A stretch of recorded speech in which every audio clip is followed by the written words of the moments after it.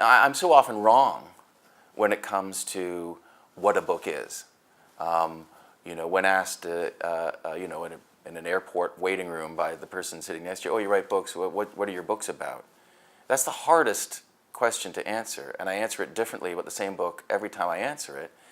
Not because I'm bad at describing my books, but because I find that it's a moving thing. It depends on how you shift the prism. And I feel that way about myself, even though I've authored these things and ought to know the most about them. And yet I don't. I don't sort of feel that I can describe them in that way.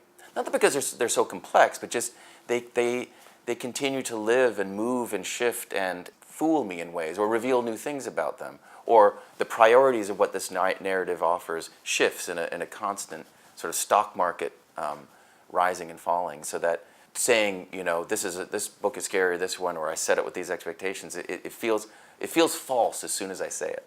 I know enough now, having written a number of novels now, to be able to read other people's novels from time to time where I can feel their design. I can feel, not just in the sense of structure, but in the sense of what shelf this will go on in a bookstore.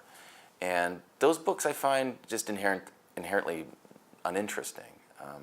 When you can detect, whether by formula or whether it is the introduction of certain characters that are meant too obviously to please or entice a certain demographic or a market, you just feel that those priorities taking the place of what ought to be the main priority, which is the story itself. So that whether it's symbolism, whether it's politics, whether it's a book's orientation when it comes to market, if any of those things becomes more primary over story, the narrative will fail invariably.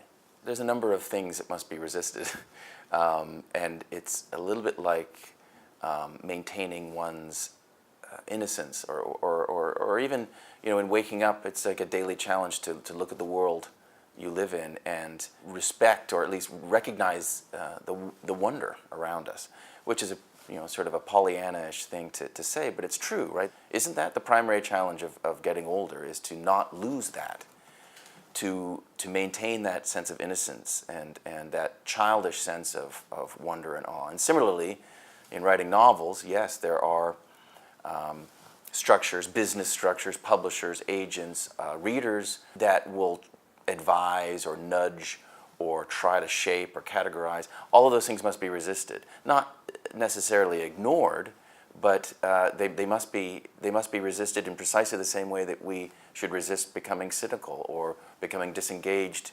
with our communities.